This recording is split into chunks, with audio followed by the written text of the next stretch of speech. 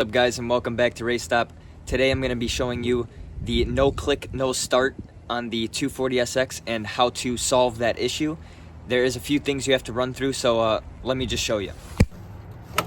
First off, you're going to want to go into your engine bay and check the grounds and make sure they're all clean of contact touching bare metal, so that way you get the fullest contact throughout the entire chassis. Make sure the back of the motor ground is attached to the firewall, and if you don't have one, make sure you put that in because you will need that. That is one of the main ones you have to try to have clean. And then if you go down here and look at your starter, you can see that there's a ground that I made extra to get this thing grounded very good. You got the power wire there. Make sure all of that stuff is clean before assuming you need to replace the starter or relays, ignition, etc. So clean this, maybe smack it with a little hammer or something to make sure it's not frozen. Okay, so now say your car still doesn't start after cleaning the grounds, the starter, and even smacking the starter a little bit. If that doesn't work, we will now proceed on moving to the next few things that could be causing your issue. In the stock location here, there would be a fuse block with another relay that has two plugs going to it. That would be your clutch interlock relay. Let me show you what that looks like. A clutch interlock relay / starter relay has been relocated in the glove box. And as you can see here, it has two gray plugs, one smaller plug and one bigger plug. They both have 2 pins each. So this is the part number that I replaced my relay with. You can probably get the same exact one that I have. My OEM one was not bad, but I chose to just leave the new one in here for peace of mind, knowing that that is still good. Now, say you're like me and you just replaced the starter, the clutch interlock relay, you've cleaned your grounds, you've tried hitting the starter, and nothing is working. After replacing all of that, you come over here and you try to crank it, and you still get nothing. So you could have a dead battery, but with my modification here, I can see the voltage of my battery, and right here it's at 11.9. That is not great, but the car has started very easily off the 11.9, and it proceeds to go up to 14.8. So I know there's no problem with voltage, and I'm still getting nothing.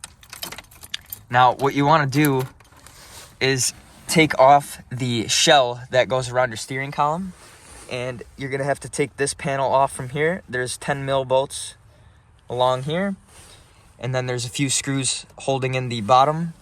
So once you get this off, you'll be able to see inside here, this brown sheathed wire is your ignition. So the back of your cylinder for your key has a little switch in the back of there, and that sometimes can come loose to where it won't engage when you put the key in to start it.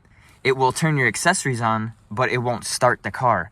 Now, if replacing this doesn't even work, there is 4 relays behind the kick panel, and the 2 black ones that are cylinders are apparently the ignition relays. So you can try replacing those as well. But in my case, I do know that it is my ignition switch, and I'm going to show you exactly how I know that. So once you've got your plastics off, you can go ahead and see that the plug where the ignition goes down here. Just go ahead and pull on that tab and pull out. Should disconnect fairly easy. And then there is one little screw right there to get the rest of the ignition out. So I'm just going to go ahead and unscrew that. Once the screw is loose, you can go ahead and just take the rest of it out of here. If you look at the back of the cylinder here, the brown is separating from the metal, so that's what's wrong with mine. Yours could be a little different. And do the exact opposite. just like that.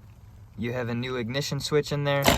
All you gotta do is just plug this thing in and then put your plastics back together.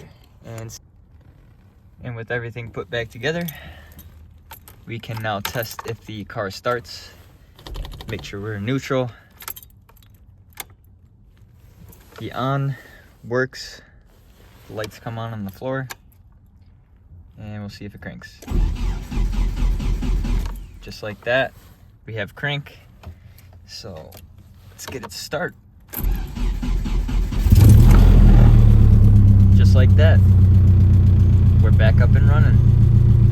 If you guys like this video, make sure to leave a like down below and subscribe for more. There will be a lot more problems I come across with the 240, and there's a lot that I already have. So make sure to check out the other videos if you're having any other problems or would like to see more 240 content. Thanks for watching, guys. Peace.